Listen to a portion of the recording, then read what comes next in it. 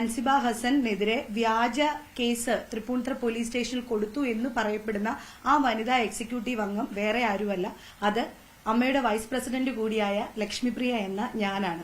പറയുന്ന അവരുടെ ഒരു സ്പിരിറ്റ് ഉണ്ടല്ലേ സാറേ. അത് കൊടുക്കാനുണ്ടായ സാഹചര്യം എന്ന് പറയുന്നത് ഡിസംബർ 10 എന്റെ ഫോണിലേക്ക് ശ്രീമതി അൻസിബ ഹസൻ ഒരു മെസ്സേജ് അയച്ചിരുന്നു.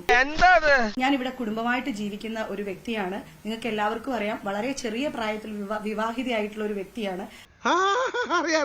ഡിസംബർ 10 രാത്രിയിൽ അൻസിബ ഹസൻ എന്റെ ഫോണിലേക്ക് ഒരു മെസ്സേജ് അയച്ചു. എന്താ സംഭവം പറ കേക്കട്ടെ. അപ്പൊ ഞാൻ പറഞ്ഞു, അൻസിബ എന്താണ് ഇങ്ങനെ പറയാനുണ്ടായ സാഹചര്യം എന്ന് ചോദിച്ച് ഞാൻ ആ കുട്ടിയെ വിളിക്കുമ്പോൾ ഐ കോൾ യു ലേറ്റർ ചേച്ചി, I am in a work എന്ന് പറഞ്ഞിട്ടാണ് രാത്രി 11 മണിക്ക് എന്റെ അടുത്ത് അൻസിബ ഹസൻ റെസ്പോണ്ട് ചെയ്യുന്നത്. അതാ നിന്റെ വിഷമം?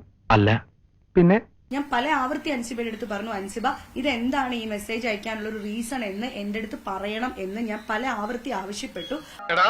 ഇവൻ ആമ്പർ അടിച്ചിട്ട് പോലും ഒന്നും പറയുന്നില്ല. എത്ര നേരമാണ് ചോദിക്കുന്നു, എന്തെങ്കിലും ഒന്ന് പറയണ. അത് കഴിഞ്ഞിട്ട് ഒരു ദിവസം എന്റെ ഹസ്ബൻഡ് ഈ മെസ്സേജ് ഇത് വായിക്കുകയും അദ്ദേഹം വളരെ പാനിക് ആവുകയും എന്റെ വീട്ടിൽ ഈ മെസ്സേജിനെ ചൊല്ലി പല പ്രശ്നങ്ങളും ഉടലെടുക്കാൻ അത് കാരണമാകുന്നു എന്ന ഘട്ടത്തിൽ ഞാൻ നിനക്ക് എന്ത് ദ്രോഹം ചെയ്തതാ? എന്റെ കാലനായിട്ടാണോ അവന്റെ കൊണ്ട് കെട്ടിയെടുത്തിരിക്കുന്നത്?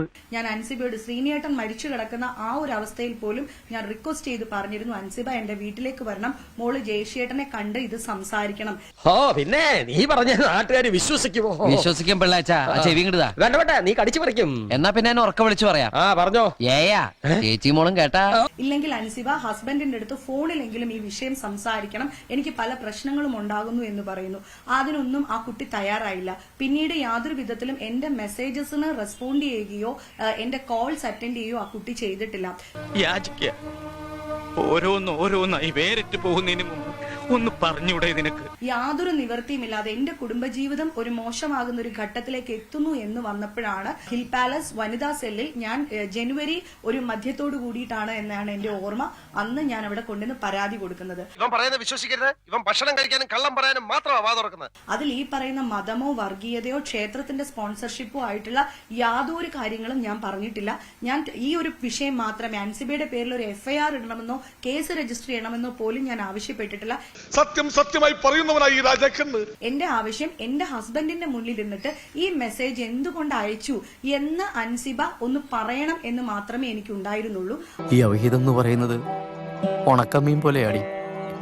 നാട് മൊത്തം നാറിയാലും നമുക്ക് നല്ല രുചിയായിരിക്കും. അപ്പൊ ഈ കുട്ടി ആരൊക്കെ കോണ്ടാക്ട് ചെയ്തിട്ടും വരാൻ കൂട്ടാക്കാത്തതിനെ തുടർന്നിട്ടാണ് ഞാൻ ഈ ഹിൽ പാലസ് വനിതാ സെല്ലിൽ കൊണ്ടുവന്ന് അൻസിബയ്ക്കെതിരെ കംപ്ലൈന്റ് കൊടുത്തത്. ഇത് ഞാൻ എക്സിക്യൂട്ടീവ് അംഗങ്ങളെയോ മറ്റൊരു മനുഷ്യരെയോ അറിയിച്ചിരുന്നില്ല. ചെവി അറിയാണ്ട് വളരെ ഗോപ്യമായിട്ട് ഈ സ്റ്റേഷനിൽ പോയി ഞാൻ പരാതി കൊടുക്കുന്നു. പോലീസ് സ്റ്റേഷനിൽ നിന്ന് അൻസിബയെ പല ആവർത്തി വിളിച്ചു കഴിഞ്ഞപ്പോ അൻസിബയാണ് ഇതിന് മത തീവ്രവാദം ആരോപിച്ചുകൊണ്ടും അൻസിബയെ ജിഹാദി എന്ന് ആരോ പരാമർശിച്ചു. അതിനൊക്കെ വേണ്ടിയിട്ടാണ് ഈ കേസ് ഞാൻ കൊടുത്തിരിക്കുന്നത് എന്ന് പറഞ്ഞുകൊണ്ട് ഞങ്ങളുടെ എക്സിക്യൂട്ടീവ് കമ്മിറ്റി ഗ്രൂപ്പിലേക്ക് ജനുവരി 24 അൻസിബ ലോങ് മെസ്സേജ് ഇടുന്നത്. അങ്ങനെയാണ് സംഗതിയുടെ കിടപ്പ്.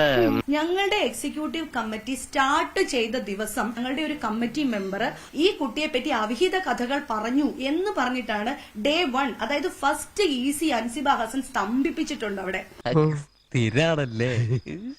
അപ്പോ അൻസിബ ഇത് വളരെ യൂഷ്വൽ ആയിട്ട് ഉപയോഗിക്കുന്ന ഒരു വാക്കാണ് ഈ അവിഹിതം എന്ന് പറയുന്ന ഒരു വാക്ക്. നമ്മൾ വിചാരിച്ചോ നല്ല ഊളി?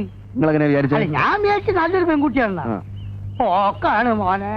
അപ്പൊ സെക്രട്ടറി അൻസിബ ഹസനെ കുറിച്ച് പറഞ്ഞു എന്ന് പറഞ്ഞിട്ട് ഞങ്ങളുടെ എക്സിക്യൂട്ടീവ് കമ്മിറ്റി അംഗം, അതായത് മലയാളത്തിലെ ഒരു മഹാനടനെയും അൻസിബ ഹസൻ എന്ന് പറഞ്ഞ ഈ പെൺകുട്ടിയെയും ചേർത്ത് അവിഹിത കഥകൾ പറഞ്ഞിട്ടുണ്ട് എന്ന് പറഞ്ഞിട്ട് ദേ ഞങ്ങളുടെ എല്ലാ ഫോണിലുണ്ട്. അവനാണ് നീ. ഞാനാ? അയ്യോ, ആര് പറഞ്ഞു പിടിപ്പിച്ചു പുളുവൊക്കെ? എക്സിക്യൂട്ടീവ് കമ്മിറ്റി അംഗം ഞങ്ങൾക്ക് തന്ന പരാതിയിൽ അത് കിടപ്പുണ്ട്. അതിനെക്കുറിച്ച് എന്താണ് അൻസിബ ഹസൻ ഒരിടത്തും പരാമർശിക്കാത്തത്? എന്തുകൊണ്ടാണ്? ഈ അടി പിടി വെടി ഇതാണല്ലോ സിനിമ. എന്ത് അവിഹിത കഥകളാണ് അൻസിബ ഹസനെ കുറിച്ച് ബാക്കിയുള്ളവർ പറഞ്ഞുകൊണ്ടിരിക്കുന്നത്? നിനക്കിത് എന്തിന്റെ സൂക്കേടാണ്?